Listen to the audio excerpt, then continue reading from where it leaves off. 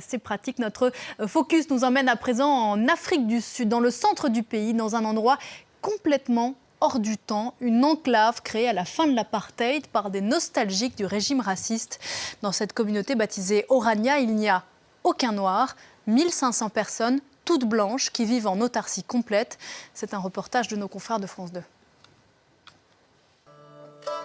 Il règne ici comme une atmosphère de Far West. Pour vivre à Orania, dans cette zone isolée du centre de l'Afrique du Sud, il faut être chrétien et parler l'afrikaans, la langue des premiers colons blancs d'Afrique du Sud. 1500 habitants et aucun noir.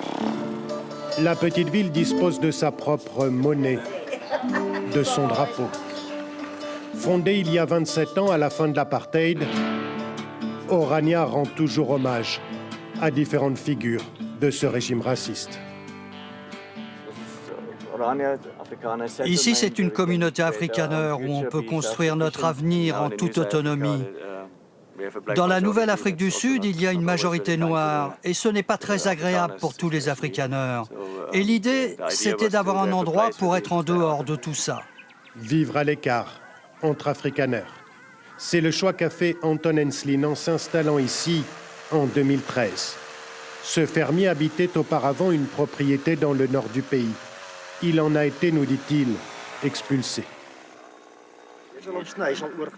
Il faut couper dans ce sens pour qu'il tombe de l'autre côté.